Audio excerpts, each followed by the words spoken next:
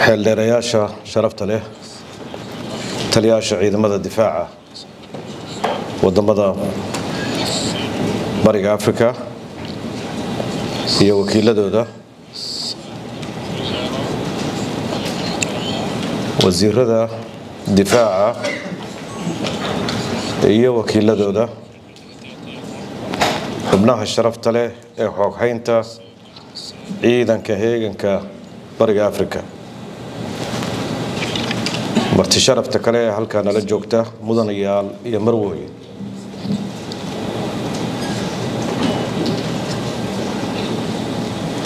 subax wanaagsan soo dhawaada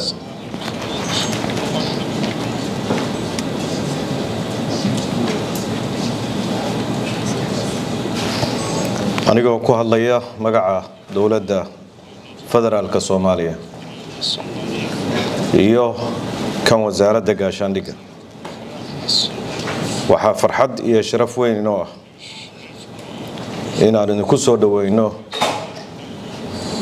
dhammaantiin magaalada Muqdisho caasimadda Jamhuuriyadda Federaalka Soomaaliya anigoo ku faraxsan maalmihii la soo dhaafay ee kala duwanaa in la soo qaatay technical teamkii iyo taliyaasha shirkii taliyaasha in uu si fiican ku socday waqti fiican la soo qaatay doodo fiican oo qiimo leh ay dhaceen aad ayaan ugu mahadcelinayaa ka soo qaybgalkiina shirkan anigoo og inay jiraan qaar badan oo idin ka mid ah oo safar dheer u soo maray say halkan u soo gaaraan dhammaantiin waad mahadsantiin qiimo weyn ayaynu ugu fadhidaa shirkan inuu ka dhaco markii koowaad magaalada Muqdisho qayb ka mid ah solidarity-ga iyo garab istaagga Soomaaliya ana way muujinaysaa waxaan idinka raali gelinaynaa wixii gaabis ee ka dhacay dhankeena intii aad halkan joogteen waxaan idin xaqiijinaynaa in howlwadeennada wasaaradda iyo taliska ciidanka ay ku dadaalayeen sidii joogitaankiinu u noqon lahaa mid xiiso iyo farxad leh anigoo ku hadlaya magaca gudoomiyaha ciidanka heeganka bariga Afrika Eastern Africa Standby Force ee sanadka 2025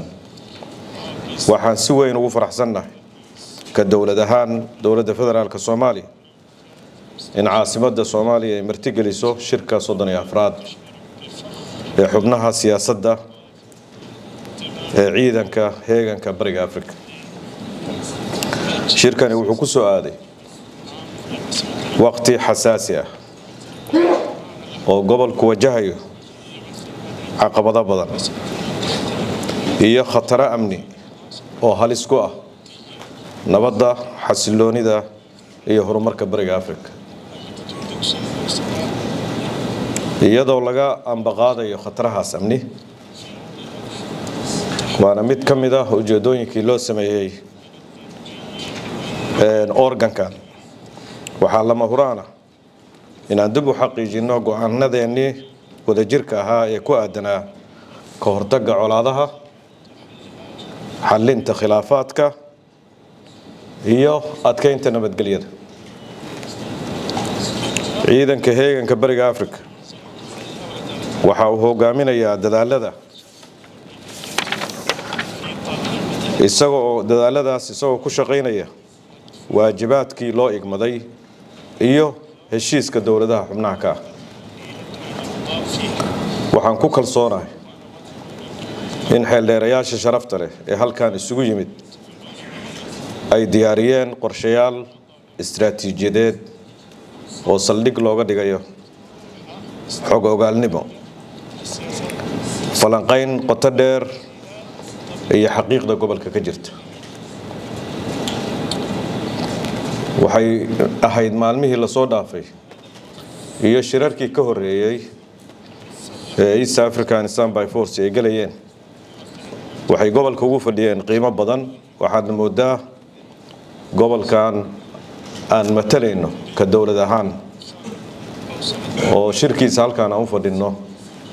inuu ka duwan yahay gobollada kale ee Afrika marka loo eego musiibooyinka dabiiciga ah colaadaha ka dhaxeeya dawladaha dhexdooda qaarkood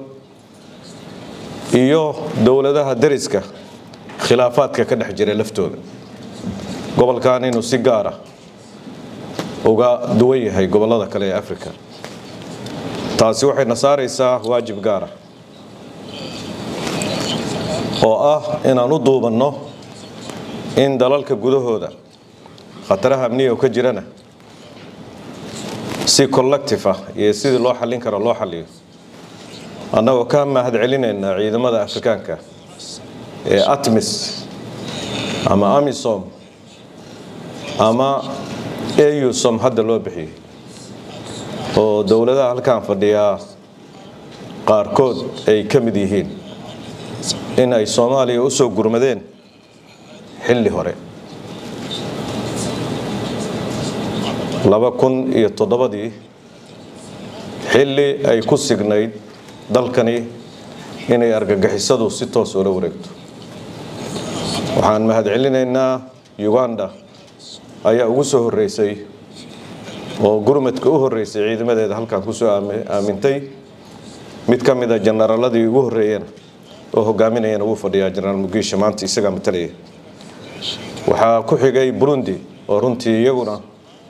naf badan huray halkaan yimid kadibna dawladuhu tartiib ayay ugu soo biirayeen dawladaha halkaan jooga oo Kenya Djibouti Ethiopia kulligood way ka mid yihiin iyo intaas ay u badan yihiin marka waan ka mahad celinaynaa waa mid ka mid ah effortska kala duwan ee wadamada Afrika uga mahad celinayno inay qayb ka ahaayeen xasiloonida hadda Soomaaliya ay dareemayso ayadoo taasi sacrifice badan lagu bixiyay dadka Soomaaliyeed iyo ciidamaduba ay qayb ka ahaayeen Afrika markay isku gurmato wuxuuna ahaa unique ayuu ahaa hawlgalkii halkaan ka jiray runtii guulo badan ayuu xaqiijiyay inkastoo hadda caqabada waajahayo xagga fundinga ah bilahan u dambeeyay guud ahaan waan ka mahad celinaynaa munaasabadan oo kale marka la joogana munaasabadaha looga mahad celiyay tahay dawlad aan qayb ka mid ah wiilasheedii iyo gabdhaheedii qaaliga ahaa ku bixin ma jirto oo dawladda hadda aan xusnayn marka waan ka mahad celinaynaa qiimo weyn ayayna inoogu fadhidaa waxaan rabnaa arrintaas in la sii adkeeyo oo ay keento kalsooni ay wadamadan isugu gurmadaan oo laga ilaaliyo in la siyaasadeeyo ama laga ilaaliyo in la geliyo arrintaas maaragtay dhibco ama in loo yeelo in laga ilaaliyo waxaan sidoo kale jecelahay inaan u mahad celiyo saaxiibada ciidamada heeganka bariga Afrika oo ninkii matalaya hadda halkaan uu ka hadlayay kelimadaha wanaagsan ee ay soo jeediyeen iyo taageerada joogtada ah ay la garab taagan yihiin East Africa Standby Force saaxiibadaas waa ku mahadsantihiin qiimo weyn bayna ku fadhidaa kuwaas oo dadaalkooda joogtada ah uu fududeeyay xiriirka ka dhaxeeya xoghaynta iyo beesha caalamka taageeradiina aan kala go'an lahayn waxay kaalin muhiim ah ka qaadanaysaa horumarinta dadaalada nabadda gobolka adduunkuna waa adduun isku xiran oo meeshii wax ka jiro haddaan la xallin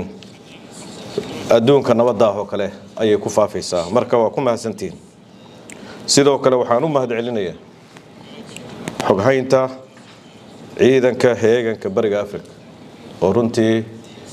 xiriir joogto ah iyo dadaal xoogan muujiyay generaalka dadaalkooda qabsoomida shirkan muhiimka ah iyagoo kaalin mugle ka qaatay isku dubaridka ka qaybgalka wasiirada difaaca taliyaasha ciidamada iyo khubarada farsamo ee ka yimid dalalka xubnaha ka ciidanka heeganka bariga Afrika waxaan garowsannahay hawsha baaxadda leh ee la qabtay waxaan bogaadinaynaa xirfadda kartida iyo dulqaadka howlwadeennada xoghaynta ciidanka heeganka bariga Afrika iyo wasaaradda gaashaandhigga oo iskaashanaya inta aynan guulagelin doodaha muhiimka ah waxaan idin rajaynayaa kulan miro dhal ah oo wax ku ool ah ugu dambeynna joogitaankiina Muqdisho waxaan idin rajaynayaa inuu noqdo mid xus gaar ah leh annaga qiimo gaar ah nagu fadhiyaa haddii waqti la helana runtii waxaan rabnaa inaan magaalada laydinku soo wareejiyo intiina shirku markuu dhamaado ama biri laga yaabo inay joogto inaan program idin sameeyno aan meelaha qaarkood xeebta Liido ay ka mid tahay xeebta Liido oo xeeb taariikhiya oo aad u qurux badan inaan idin geeyno oo dadka Soomaaliyeed waxay caan ku yihiin martigelinta waliba markay martidu u timaado qiimaha badan waxay u qalaan neef yar oo dhayla oo geela inaad geelaasna nala cuni doontaan intiina biri joogta waxaan rabaa ugu dambeyntii inaan idinkaga mahadceliyo mar labaad iyo mar kale inaad na soo sharafteen waxaan rajaynaynaa in go'aamo miro dhal ah ay ka soo baxaan shirkan oo horey looga ambaqaado howlihii hore u socday aad iyo aad baa u mahadsantiin